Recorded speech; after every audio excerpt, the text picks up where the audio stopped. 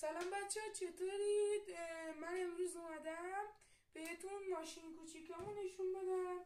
من قدیم که رفته بودیم مسافرت خیلی علاقه به این داشتم که ماشین کوچولو داشته باشم. نگاه کنید اینو نگاه کنید چقدر خوشگله. بنز مسابقه‌ایه. بعد اینم ماشین آیرونمنه. بعد دیگه اینم فرمولمانه، این فلوکسه. دیگه کلی ماشین کوچیک دارم. اونجا هم پره ماشین بزرگ دارم.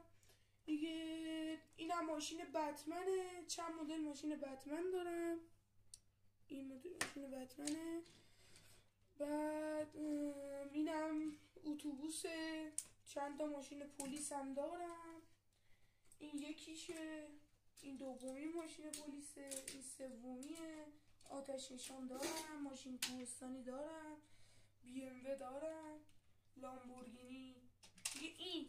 اینم دارم، این کپل دیگه. موتور دارم، ماشین کوچیکم دارم، این زیر بود.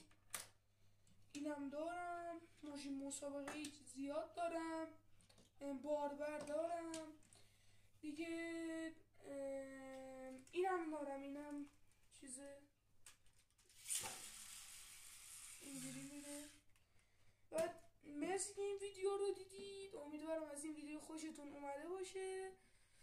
لایک و کامنت و سابسکرایب فراموش نشه و زنگوله بغل سابسکرایب رو بزنید که هر موقع ویدیو گذاشتم براتون بیاد. خدا نگهدار.